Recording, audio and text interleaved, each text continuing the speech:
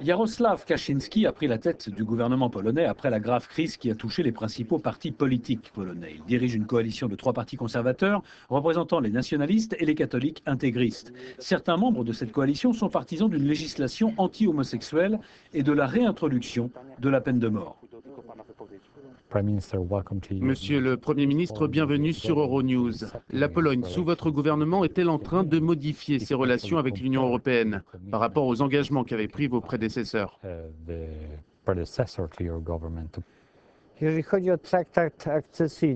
Si on fait référence au traité d'adhésion, le fait qu'on ait adhéré à l'Union est très positif et nous avons soutenu l'adhésion à l'Union européenne. Alors bien sûr, nous pouvons discuter des différents éléments concernant cet accord, mais cela n'a plus aucun sens car c'est un fait qu'on doit accepter.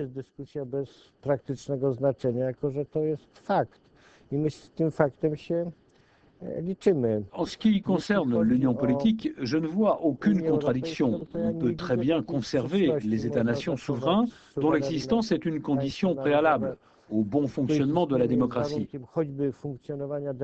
Car il n'y a pas aujourd'hui de système démocratique qui puisse remplacer les États-nations et en même temps qui soit capable d'entamer une construction européenne.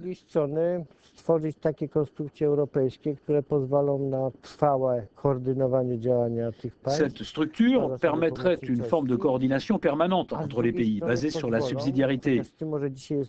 Et en plus, elle serait capable de créer une vraie puissance européenne, notamment une structure politique capable de tenir tête aux États-Unis, à la Chine et aux autres puissances.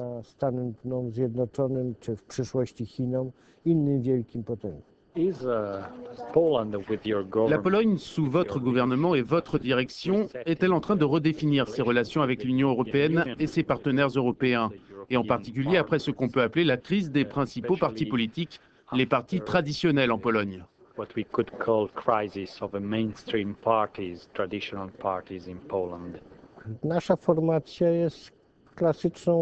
Notre formation est un parti chrétien conservateur classique. La scène politique polonaise aujourd'hui est beaucoup plus structurée et fédérée autour de quelques grands partis. En fait, 2 grands partis. On peut donc dire qu'on a atteint une normalité européenne.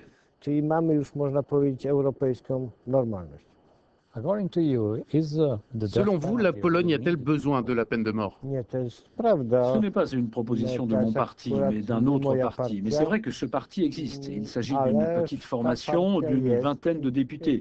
Et ils ont le droit de proposer la peine de mort. Mais cette demande n'a aucune chance de se concrétiser.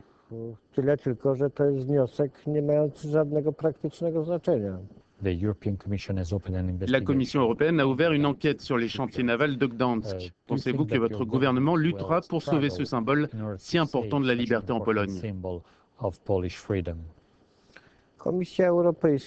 La Commission européenne agit dans le cadre du droit européen. Je suis ravi d'avoir pu convaincre le président Barroso de ne pas classer l'affaire et de poursuivre les efforts en travaillant pour une solution positive. Mais si vous me posez la question, est-ce que je suis prêt à défendre à tout prix les chantiers navals où j'ai passé des semaines en tant que manifestant? Je vous réponds oui, je suis prêt à les défendre à tout prix.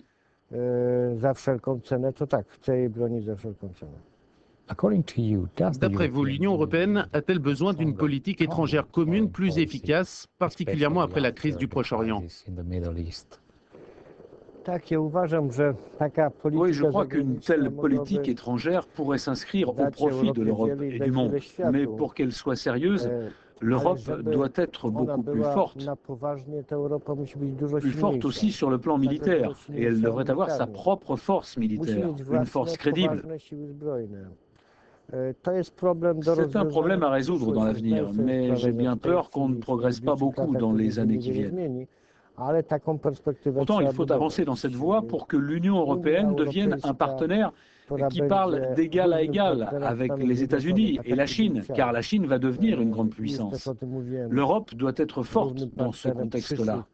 Voilà l'Union européenne que je souhaite. Est-ce que les relations entre la Pologne et l'Allemagne vont s'améliorer par rapport à ce qu'elles étaient il y a quelques mois? Je crois qu'au cours du mois d'octobre, elles vont s'améliorer. Pourquoi en octobre? Parce qu'il y aura des réunions.